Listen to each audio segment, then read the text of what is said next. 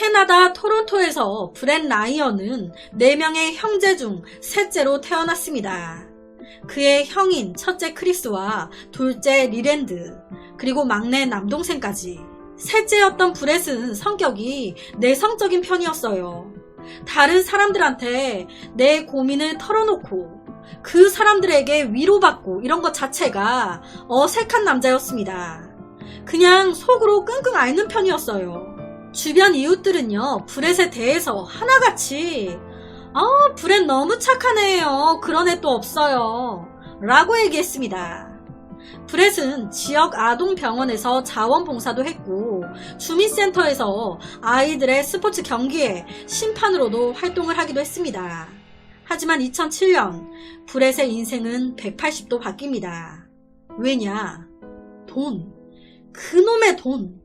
이때 브렛이 무려 약 6만 달러의 빚을 지게 된 거예요. 착하다는 사람이 어쩌다 이런 빚을 지게 된 걸까? 제가 2022년도 환율로 6만 달러를 돌려봤더니 약 7,893만원 정도가 나오더라고요. 현재 환율로. 브렛이 이 같은 빚을 지게 된 이유는 2번 연애를 했는데 그 연애를 하면서 돈을 막 흥청망청 쓴 거예요. 빚을 내가지고 연애하고 부자인 척하고 할 거 다 하고 쓴 거죠.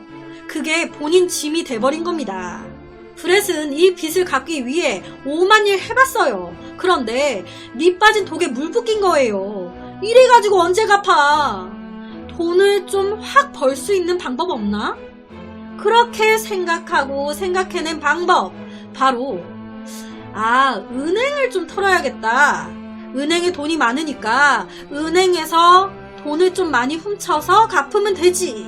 이때 브렛의 나이 26살이었습니다.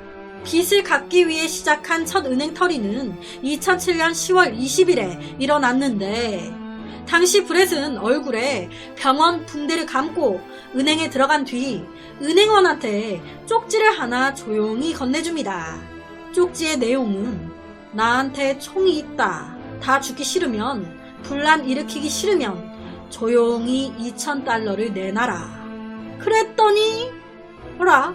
돈을 주네. 뭐야, 생각보다 돈 벌기 쉽잖아. 그날부터 브렛은 8개월 만에 거의 3만 달러에 달하는 현금을 훔칩니다. 2022년도 기준 3만 달러는 약 우리나라 돈으로 3,940만원 정도 됩니다. 은행이 털렸어요. 당연히 경찰에 바로 신고가 들어갔죠. 조사에 들어간 경찰은 사건 현장에서 브렛의 지문까지 채취했습니다. 하지만 못 잡아요. 왜냐? 이 짓을 하기 전 브렛은 평범한 남자였어요. 죄를 지은 적이 없으니 전과도 없죠. 전과가 없으니 범죄자 지문 등록도 안 돼 있는 거예요. 그러니까 경찰은 지문만 있을 뿐 이 지문의 주인이 브렛인지를 알아낼 수 있는 방법이 없는 겁니다. 브렛의 지문이 아예 데이터베이스에 없었던 거죠. 즉, 경찰이 브렛을 잡을 수 있는 유일한 방법은 현장 검거뿐. 그리고 다행히요, 2008년 여름 그 긴 꼬리는 밟혔습니다. 브렛 체포가 된 거예요. 이때 체포 소식을 듣고 이 브렛의 친구들이요, 실제로 재판 판사한테 다 편지를 썼다고 합니다. 약간 탄원서 마냥 우리 브렛이 평소에 범죄 저지르고 하는 애가 아니에요. 진짜 원래 엄청 착한 애입니다. 단지 빚을 많이 져서 그거 갚아야 되는데 일반 직장으로는 이게 엄두가 안 나니까 순간 판단 능력을 상실해 자기도 모르게 이런 짓을 벌인 것 같습니다. 다시 한 번만 제 친구 브렛에게 기회를 주신다면 다신 이런 짓 하지 않을 애입니다. 한 번만 봐주세요. 이런 식으로 결국 이때 브렛에게 징역 5년이 선고됐습니다. 하지만 깜빵 생활도 잘하고 친구들 탄원서도 이래저래 좋게 봐서 깜빵 생활 2년 만에 가석방 돼서 나옵니다. 그렇게 가족과 함께 살던 고향 집으로 돌아오는데 아무래도 지역 주민들은 좋아하지 않죠. 내가 살고 있는 지역에 범죄자가 있는 건데 그러니까 반발이 생겼고 이에 브렛 포함 가족들 모두 다른 곳으로 이사를 가게 됩니다. 이사 후 브렛은 토론토 대학에서 생물 물리학 학위를 들었습니다. 그리고 브렛은 거기에서 크리스틴 백스터라는 한 여자를 만나요. 크리스틴은 금발에 운동신경이 좋았던 물리치료사였습니다. 나름 돈을 잘 벌던 크리스틴 덕분에 브렛은 2013년 1월에 크리스틴이 지내던 집에 들어와 동거를 하기 시작했고 크리스틴과 같이 자주 여행을 하면서 사치스러운 삶을 즐겼습니다. 아, 이제 내 삶이 좀 풀리나? 하지만 동거하고 1년 정도 지났을 때 브렛의 아버지가 세상을 떠납니다. 그렇게 한 차례 슬픔이 지나고 브렛은 2015년 크리스틴에게 청혼을 했습니다. 우리 결혼하자. 그리고 이와 동시에 브렛은 대학교를 중퇴하고 토론토 기술 회사에 취직을 하게 돼요. 뭐 다 잘 풀려가는 듯 하죠. 돈도 벌고 결혼도 하고. 그런데 며칠 후 취직이 확정됐던 회사에서 돌연 미안하다고 취업을 취소시킵니다. 왜? 회사에서 알게 된 거예요. 브렛의 범죄 경력을. 뭐야? 얘 은행 털어가지고 징역 살다 나온 놈이네. 취업 취소. 여러 가지로 좀 실망하고 상처가 됐겠죠. 제가 맨 처음 브렛의 성격을 잠깐 말씀드렸었습니다.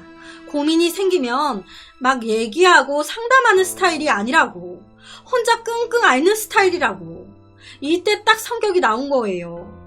취업이 취소됐다는 이 소식을 가족 그리고 여자친구에게 알리기 싫었던 걸까? 브렛은 가족과 크리스틴 여자친구한테 이 사실에 대해 말하지 않았고 매일 일하러 가는 척을 했습니다. 당연히 아무것도 몰랐던 여자친구 크리스틴. 남자친구 브렛이 청혼해서 결혼까지 진행 중이었단 말이에요. 날짜까지 잡았네.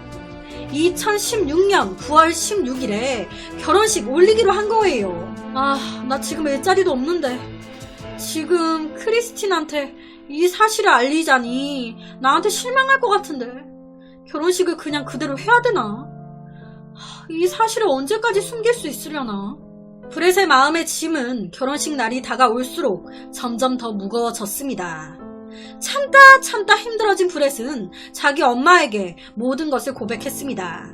엄마, 나 사실 취업 잘렸는데 이때까지 다니는 척 했던 거예요. 크리스틴한테는 아직까지 얘기 못했어요. 나 얘기할 자신도 없어. 계속 일자리 알아보고 있어요. 다른데 취업만 하면 다 해결될 문제야. 그러니까 그 전까지만 내가 여자친구한테 계속 거짓말 할 수 있도록 엄마가 돈 좀 빌려주면 안 돼? 나 취업만 되면 다 해결된다니까? 그때까지만 좀 도와줘요. 당연히 이 말을 들은 어머니는 100이면 100 뭐라고 얘기하겠습니까? 아이고 아들아, 네가 언제까지 그걸 숨길 수 있겠냐. 얘기해도 다 이해해 줄 거야. 그리고 엄마가 돈이 어딨어. 결혼하고 알면 더 배신감 들어. 차라리 결혼 전에 안 늦었으니까 지금이라도 크리스틴한테 얘기해. 만약 네가 얘기 안 하고 자꾸 질질 끌면 결혼식 전에 엄마가 대신 말한다. 이때 이 어머니의 말은 브렛에게 오히려 더 큰 부담으로 다가왔습니다. 아니 엄마 어떻게 말해요. 괜히 말했다가 나한테 실망해서 헤어지자고 하면 어떡해요. 절대 얘기하지 마세요. 절대. 이렇게 된 겁니다. 그런데 사람이라는 게 도움을 청하고자 얘기했는데 얘기하고 나니 더 찜찜해. 내 약점을 하나 들킨 것 같은 고민이 하나 더 늘어난 거예요. 아, 엄마가 크리스틴한테 얘기하면 어떡하지? 내가 얘기하지 말라고 했는데 그런데도 얘기하면 어떡해? 그 생각이 꼬리에 꼬리를 물고 결국 엄마가 크리스틴한테 절대 말하면 안 되는데 아 진짜 괜히 엄마한테 얘기했어. 아 이거 더럽게 신경 쓰이네. 그냥 엄마를 죽일까? 결국 자신의 손으로 엄마를 죽이기로 결심한 겁니다. 처음에는 총으로 쏴 죽이려고 했어요. 그런데 생각해보니까 나 이미 전과자라 총을 못 쏴네. 그래서 석궁을 삽니다. 석궁으로 쏴 죽이려고. 그리고 엄마 차고에 숨겨놔요. 그렇게 2016년 8월 25일 브렛은 크리스틴이 아침 일찍 일하러 떠난 후에 길가에 설치된 CCTV를 피하며 뒷골목으로 이동 어머니의 집으로 갑니다. 이때 아무것도 몰랐던 어머니는 이 브렛이 큰 고민, 사건이 있는 거잖아요. 그러니까 이걸 네 형이랑도 상의해보자. 그래서 이때 첫째 형 크리스한테 전화를 한 거예요. 야, 지금 네 동생 브렛이 상의할 일이 생겼다. 집에 좀 와라. 그런데 이 상황 자체가 브렛은 막 미치겠는 겁니다. 엄마한테도 고민하다가 털어놓은 건데 엄마가 큰형한테도 얘기해서 상의해보자 하니 와, 이게 무슨 상황이야? 큰형까지 알게 되고 그렇게 한 명 한 명 알게 되면 이거 여자친구 크리스틴도 알게 되는 거 아니야? 아, 엄마 왜 이러지? 더 이상 어머니를 설득할 자신도 시간을 끌 수도 없었던 브렛은 차고로 향했습니다. 그런데 이때 이 엄마는 이상했던 거예요. 애가 왜 갑자기 차고로 가지? 그래서 엄마가 브렛을 뒤따라 간 겁니다. 아니, 원래 석궁을 장전해서 쏴야 된단 말이에요. 그런데 바로 내 뒤로 엄마가 따라오니까 석궁을 장전할 시간이 없는 거예요. 이에 브렛은 차고에 숨겨둔 석궁을 손에 쥐자마자 바로 석궁끈으로 어머니의 목을 졸랐습니다. 엄마의 숨이 끊어질 때까지. 그리고 나서 브렛은 엄마의 호출을 받고 집으로 오고 있는 큰형 크리스가 집으로 오기를 기다리면서 석궁을 장전했죠. 곧 큰형 크리스가 차고에 보이자마자 브렛은 형의 목을 향해 석궁을 쐈고 크리스는 현장에서 즉사했습니다. 브렛이 형과 어머니의 시신을 쌓아놓고 시신 위에 방수포를 씌우고 있을 때 그때 막내 남동생이 집에 들어옵니다. 와, 일을 수습하느라 정신없는 와중에 생각지도 못한 막내 동생이 들어오니 오만 생각이 들었겠죠. 이미 엄마와 형을 죽여버렸는데 이미 늦었어. 이미 난 글렀어. 여기서 더 방법이 없다. 막내 동생도 죽이는 수밖에. 브렛은 막내 동생이 집 차고에 있는 것을 보고는 후다닥 달려가서 바로 막내 동생을 찔렀습니다. 옆에가 막내 동생이 사망한 장소예요. 그런데 여기서 더욱더 충격적인 건 뭔지 아세요? 이 모든 일이 엄마 집에서 벌어졌잖아요. 엄마 죽이고 큰형 죽이고 막내 동생 죽이고. 그런데 이때 이 엄마 집 안에 둘째 형 리랜드가 있었다는 겁니다. 이 둘째 형은요, 엄마 큰형이 이렇게 죽어갈 때 아무것도 모르고 있었어요. 그런데 이 막내 동생이 죽을 때 악! 소리하며 소음이 들린 거예요. 그때서야 안 겁니다. 소음에 놀래서 밖으로 나갔더니 집 차고에서 막내 동생이 피 흘리며 쓰러져 있네. 놀래서 이때 둘째 형이 바로 집으로 들어가 119에 신고하려고 했습니다.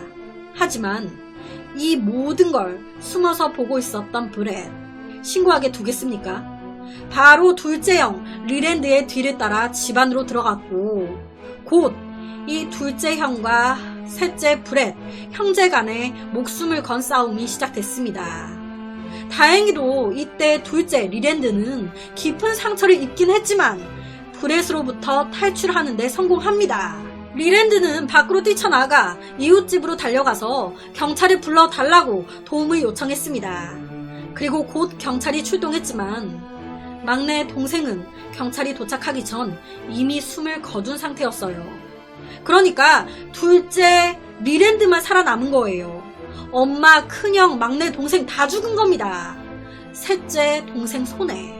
현장에서 검거된 브렛은 법정에서 자신의 이런 행동에 대해 극도로 후회했다고 해요. 제가 미쳤었나봐요. 정말 죄송합니다. 다시 돌아가고 싶어요. 엄마, 형, 동생에게 너무너무 미안합니다.